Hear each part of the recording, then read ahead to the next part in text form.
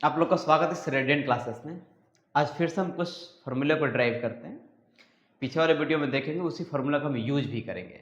जैसे पीछे हम लोग क्या देखे थे, म्यूचुअली एक्सक्लूसिव एंड एग्जिस्टिव इवेंट रहता है, उसमें केस का यूज किए थे हम लोग।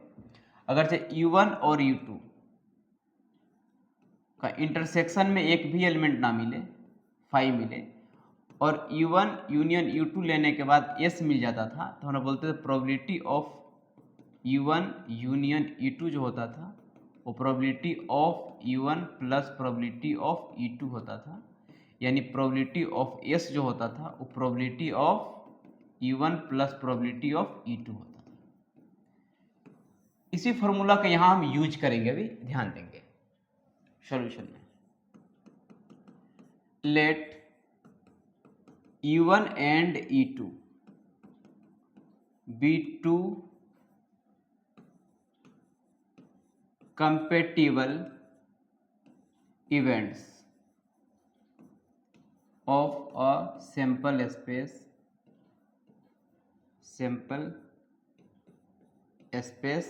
S, that is E1 intersection E2 not equal to में फाई।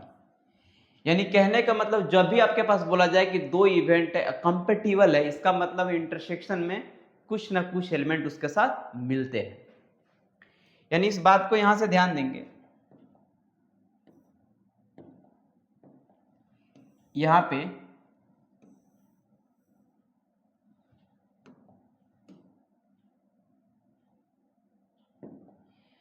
यहां जो इवेंट मेरे पास है, समझेंगे बात को। ये मेरे पास इवेंट E है, ये वाला इवेंट मेरे पास क्या है, E1 है, मेरे पास E2 है। तो ये मेरे पास मिला E1 इंटरसेक्शन E2, और यहां पास क्या मिला, E1 minus E2, E1 minus E2। Clearly E1 intersection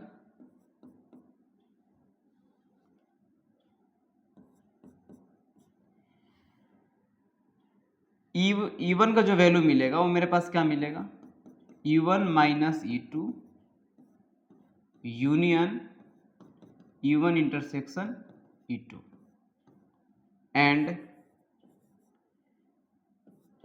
E1 minus E2 intersection E1 minus E2 क्या मिलेगा, यहाँ पे 5 मिलेगा। यानी इस बात का भी ध्यान मान के चलिएगा, जिसको हम सैंपल स्पेस मानते हैं, इसमें दो इवेंट, एक इवेंट T है और एक इवेंट आपके पास E है। इसको सैंपल स्पेस मान के चलते हैं कि मेरे पास E1 को सैंपल स्पेस ट्रीट करेंगे इसके साथ। तो ये मेरे पास एक इवेंट T हो गया, ये इवेंट इंटरसेक्शन में एक भी मैच नहीं कर रहा है, लेकिन यूनियन में क्या मिल रहा है, दोनों पास मिल जा रहे हैं। तो देन यहां मिलेगा प्रोबेबिलिटी ऑफ E1 बराबर में probability of E1 minus probability of E2 plus probability of E1 intersection probability of E2।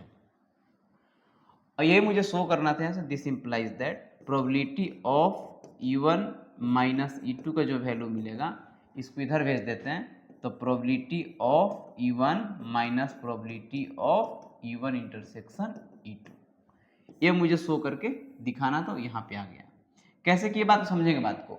यार सैंपल स्पेस मानते हैं, तो सैंपल स्पेस के दो इवेंट होते हैं, एक इवेंट ए और एक इवेंट बी है।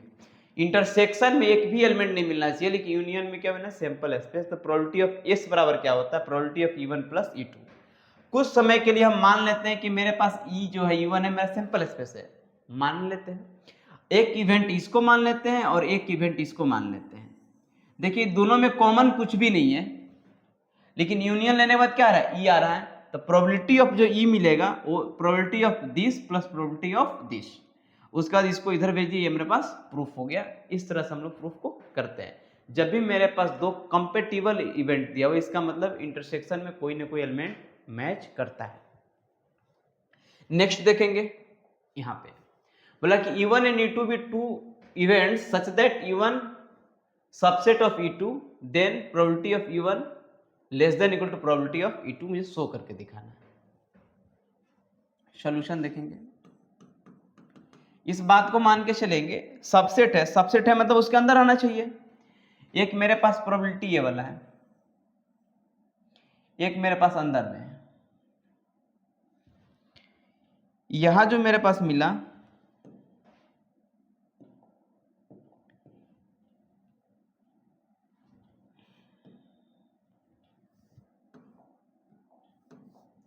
ये मेरे पास जो मिला, समझेंगे बात को, ये इवेंट मेरे पास ई है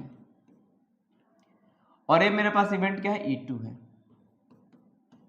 तो ये वाला मेरे पास मिलेगा E2 माइनस E1, माने ये वाला जो एरिया मेरे पास मिलने वाला है वो एरिया क्या मिलेगा, E2 माइनस A1 मिलने वाला है।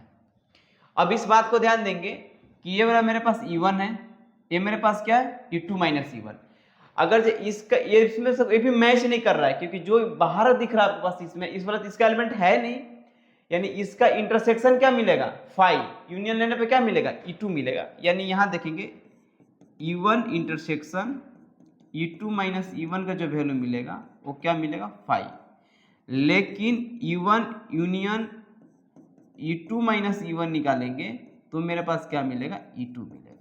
इस बात को यहां से ध्यान रखेंगे। तो यहां बोला गया let E1 and E2 be two events of a sample space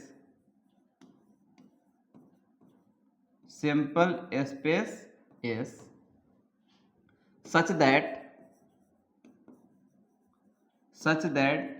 E1 less than equal to में E2, या इन सबसेट ऑफ E2 मेरे पास मेंशन है। तो नाउ यहां मिलेगा E1 intersection E2 minus E1 का जो वैल्यू मिलेगा वो में क्या मिलेगा, 5 मिलेगा, एंड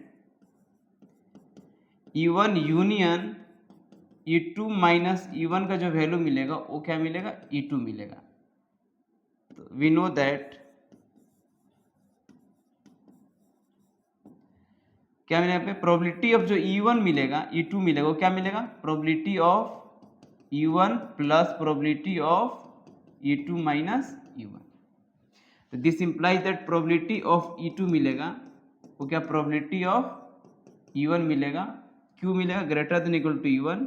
यहाँ पे लिखते हैं probability of E2 minus E1 का जो वैल्यू मिलेगा वो ग्रेटर देन इक्वल टू क्या मिलेगा, 0।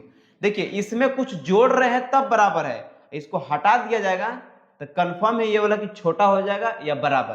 अगर इसका वैल्यू 0 हो गया तो बराबर हो जाएगा, और इसका वैल्यू 0 नहीं हुआ तो ये वाला इससे क्या हो जाएगा, छोटा हो जाएगा। मान लीजिए तराजू है, इधर कुछ चढ़ा रहे हैं तब इसके बराबर है, और नहीं चढ़ाएंगे तो या तो क्या होगा, या तो कम हो जाएगा तो बराबर ही रहेगा, ज्यादा तो होगा नहीं। इस कंडीशन बोलेंगे this implies that probability of E1 होगा वो less than equal to probability of E2। ये मुझे शो करके दिखाना था। आइए एक और देखते हैं, लास्ट है इनकी देखते हैं। फॉर एन इवेंट, ई है आपको शो करके दिखाने वाली चीज को, ध्यान देंगे। Solution,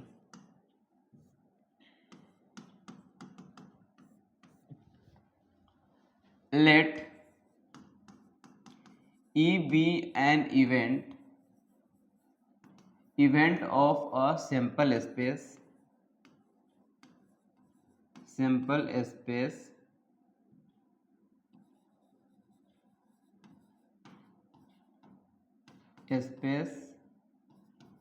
S that is E subset of S। तो then phi is subset of S।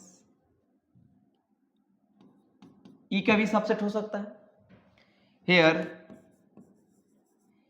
phi is subset of E and E is a subset of S।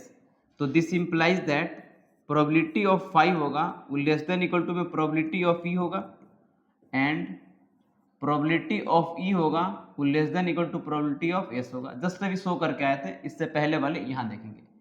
जब सबसेट होगा तो मेरे पास ये वाला कंडीशन आएगी प्रोबेबिलिटी की, अब यहाँ के बाद ध्यान देंगे, this implies that probability of phi होगा less than equal to probability of E less than equal to probability of S. तो प्रोबेबिलिटी ऑफ फाई क्या होता है? 0 लेस देन इक्वल टू में प्रोबेबिलिटी ऑफ ई, और जो सैंपल स्पेस का जो प्रोबेबिलिटी निकालने का क्या मेरे पास होता है? एस होता है। इस तरह से हम लोग इसको शो करते हैं। चलिए इस वीडियो को देखिए, एंजॉय कीजिए, अच्छे लगे तो चैनल को लाइक करें एंड सब्सक्राइब करें।